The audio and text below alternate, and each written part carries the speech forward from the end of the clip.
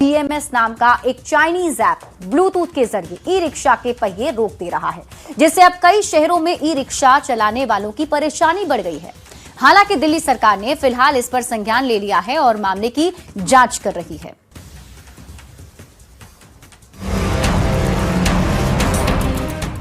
Delhi NCR समेत देश के कई राज्यों में ई रिक्शा के अचानक रुक जाने की शिकायतें सामने आई है। बताया जा रहा है कि कोई ऐप ई रिक्शा चलाने वालों के लिए आफत बन गया है।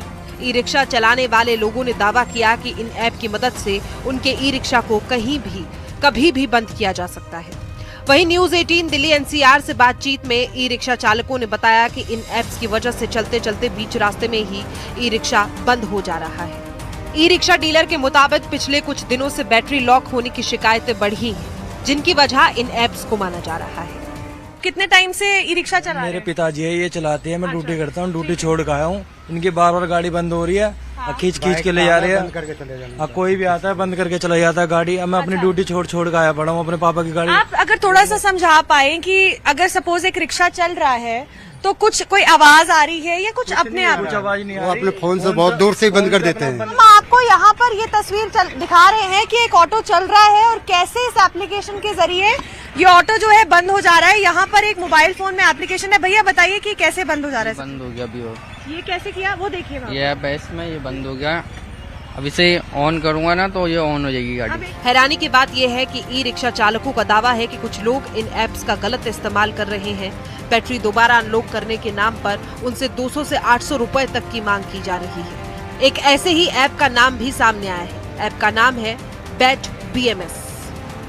वहीं सोशल मीडिया पर वीडियो के दावों को लेकर दिल्ली सरकार हरकत में आ गई है। परिवहन मंत्री पंकज सिंह ने परिवहन विभाग और पुलिस के जरिए मामले की सत्यता की जांच करने की बात कही है। देखिए, अभी फिलहाल तो मुझे सोशल मीडिया के माध्यम से जानकारी देखने को मिली है। इस पे हम अपने डिपार्टमेंट को भी बोल रहे हैं और साथ साथ पे पुलिस को भी कम्युनिकेट करेंगे कि इसकी सत्यता को जाने, और जो सत्यता होगी उस पर एक्शन होगा।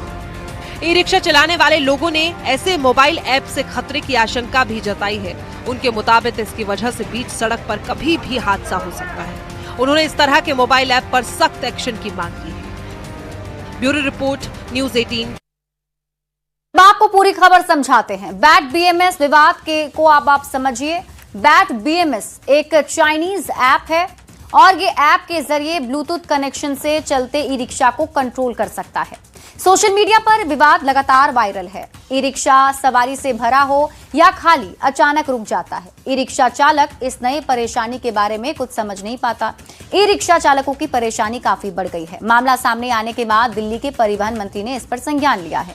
अब आप खबर तो समझिए। सोशल मीडिया पर वायरल होने के लिए लोग बंद कर रहे हैं ई रिक्शा। सोशल मीडिया से प्रभावित होकर भी लोग इसे इस्तेमाल कर रहे हैं। मजाक मस्ती में भी लोग ई रिक्शा बंद करने की कोशिश कर रहे हैं। बिना सोचे समझे किसी की भी रोजी रोटी से खिलवाड़ कर रहे हैं।